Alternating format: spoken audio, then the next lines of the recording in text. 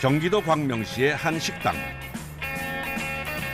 점심시간 사람들로 빼곡히 들어차 있는 식당 내부. 이곳은 다양한 음식을 7,500원에 무한리필로 판매하는 한식 뷔페입니다. 한 1,200명에서 1,300명 정도 드실 수 있는 양을 그렇게 준비는 하고 있어요. 한 번에요. 예, 최대한 그때그때 조리를 해서 이렇게 나갈 수 있는 그런 방식을 택하고 있기 때문에 그래서 아무래도 손님들이 많이 찾아주시지 않나 생각합니다. 매일 오전 7시 음식 준비가 시작됩니다. 출근 후 제일 먼저 시작하는 일은 새벽에 배달되어 온 식재료를 정리하는 일입니다. 냉장고가 엄청 많죠. 그러니까요. 저도 가끔가다 한 번씩 헷갈려서 세봐요. 몇 개? 문짝 4개짜리 3개 있고요. 그리고 저쪽에도 바깥쪽에도 그 냉동고 문짝 4개짜리 하나 또 있고요. 그래도 이것도 부족해서 맨날 난리예요. 보관할 재료들을 냉장고에 넣고 나선 바로 손질해야 하는 재료를 들고 주방으로 이동합니다. 애호박부터 무, 감자까지 대부분의 채소를 하루에 10상자 이상은 사용하기 때문에 준비할 것들이 많습니다. 요리하고 싸움이에요. 그 시간대에 해야 되니까 그때그때 만드는 음식을 좋아해요. 힘은 들죠.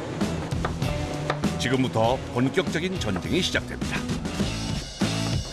오전 11시 10분에 시작되는 점심시간을 맞추기 위해선 쉴 틈 없이 달려야 합니다. 기기가 다 있어요, 저희도. 근데 나왔을 때 손님들 반응이 이게 자동으로 하는 것과 손으로 하면은 모양이 되게 예뻐요. 찍어 나오는 것보다. 이때 한 작업자가 달걀을 들고 들어오는데요. 정말 양이 어마어마합니다. 70판에서 78판 사이에서 왔다 갔다 해요. 이거는 마리로 이제 단면만 네네. 그러면 이거 다 깨야 되잖아요. 네네, 깨야죠. 깨는 기계가 있어요? 아니요. 수작업 보시면. 사실 주방일 대부분이 수작업입니다. 다시 말해 정성이 안 들어가는 일이 없다는 건데요. 손이 많이 가다 보니 그만큼 힘도 듭니다. 달걀을 깨다가 껍질이라도 들어가면 불쾌감을 줄 수도 있어 빠르면서도 조심스럽게 깨는 것이 중요합니다. 1번, 2번하고 3번 이렇게 돌리면서 하다 보면 다 누구나 다 하실 수 있어요. 매일 이렇게 음식 준비를 하다 보니 이제 달걀 깨는 것은 거의 달인급입니다. 순식간에 달걀 70판이 사라집니다. 와, 그런데 양이 엄청난데요. 그러니까 한 끼죠? 그렇죠. 110리터짜리 업소용 대형 국통 하나가 달걀로 가득 찼습니다. 70판이면 개수로는 2,100개나 됩니다. 다른 음식은 겹치지 않게 매일 바쁘지만 달걀은 호불호가 적은 식재료다 보니 요리 방법을 바꿔 매일 준비하는 음식입니다. 그런데 뜨거운 불판 앞에서 달걀말이를 하는 것이 생각보다 쉽지 않습니다. 엄청 더워요. 아유, 눈으로 땀이 들어가니까 할 수가 없어요. 주방은 그야말로 더위와의 전쟁입니다. 그런데 열기를 이기지 못하고 카메라가 꺼지고 말았습니다. 텀블러에 얼음물을 담아 마시는 작업자들. 이렇게라도 하지 않으면 견딜 수 없다네요. 40도요. 저기 에어컨 있는 거.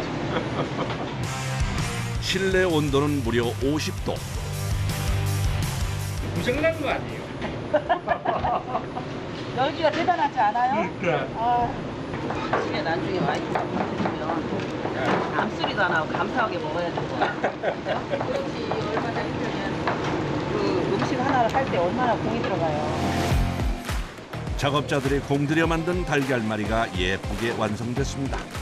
항상 이렇게 많이 준비하지만 남는 날이 거의 없을 정도로 인기라네요. 이때 사람 키만큼 쌓인 상자가 주방 안으로 들어오는데요. 이번에도 양이 만만치 않아 보이는데 도대체 무슨 재료일까요?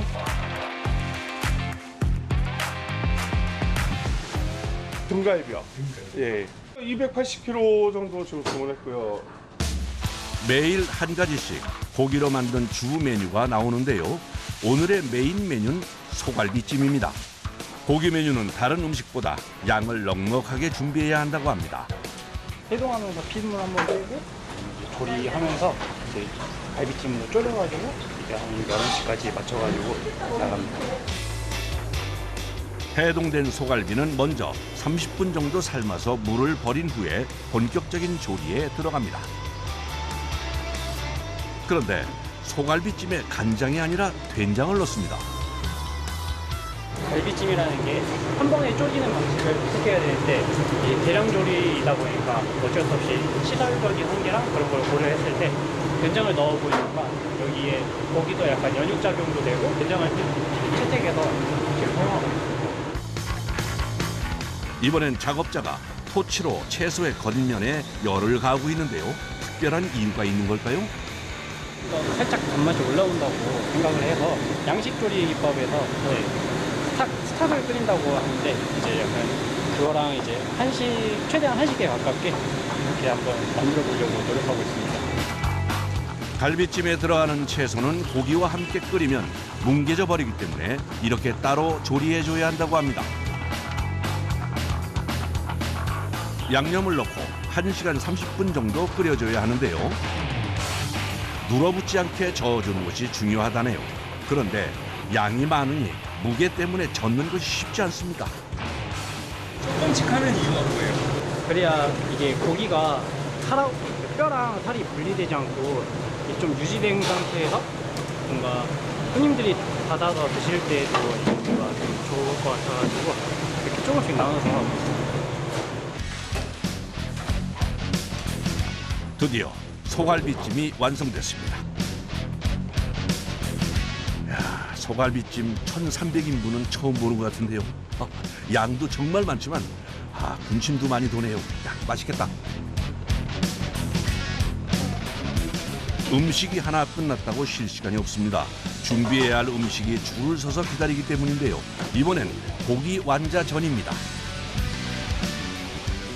뭐 이거만 있나? 저는 맨날 매일 바뀌잖아요. 전류도 그렇고 튀김류도 그렇고 매일 잔치집이래. 잔치집이에요. 네, 우리는 매일 잔치집. 진짜로. 사실 전이나 튀김류가 조리하기 힘든데요. 불 앞에서 요리해야 하는 것도 있지만 한꺼번에 만들어 놓으면 맛이 떨어져 중간중간 붙여줘야 해서입니다. 탕수육도 손이 많이 가긴 마찬가지입니다.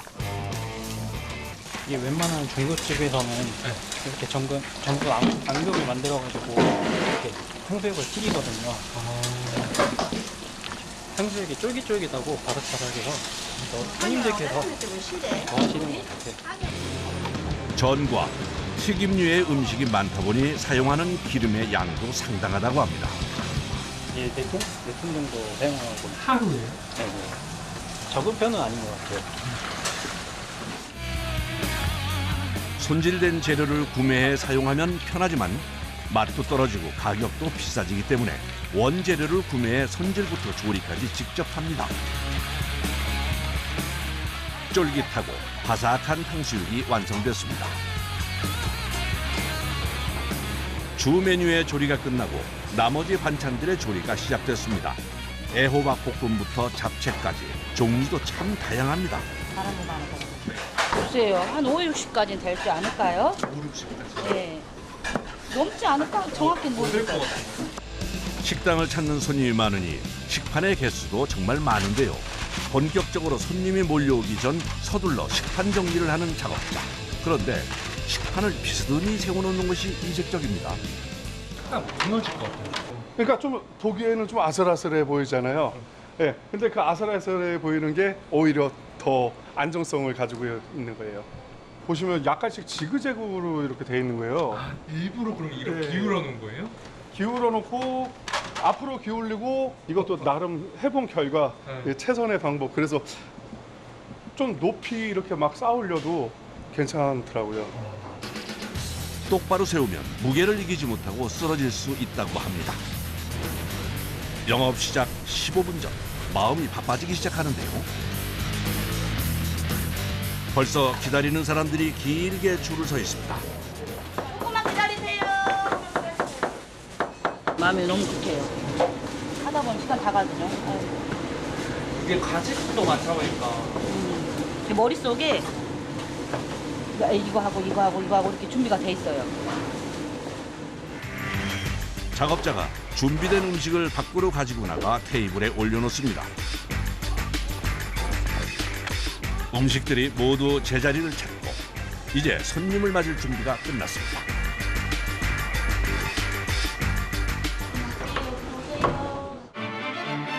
문을 여는 것과 동시에 물밀듯이 밀려 들어오는 손님들.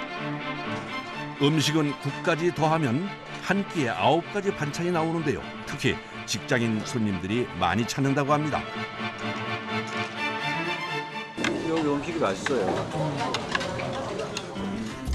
이곳의 인기 비결은 7,500원이라는 가격에 고기부터 채소까지 다양한 반찬들을 양껏 먹을 수 있다는 건데요. 그래서 그런지 단골 손님들이 많다고 하네요. 좋은 것 같아요. 무한리필이고 또 싸고 고기도 나오고 괜찮죠. 큰 축제를 걸죠. 밥 한 끼를 잘 해결하니까. 그리고 사실 메뉴를 선정하는 게 되게 어렵잖아요. 시작한 지 얼마 안 됐는데 벌써 반찬들이 비기 시작합니다. 식사에 불편함이 없게 빠르게 채워넣습니다. 가야 되네요 이거를. 네, 왜냐면 그래서 우리가 중간중간 계속 튀겨 나가는 거잖아요. 튀김도 그렇고 따뜻해야 맛있으니까. 김이 모락모락 나야 손님들도 눈으로도 보잖아요. 여러 가지 음식 중 가장 빠르게 바닥을 드러내는 것은 역시 소갈비찜입니다.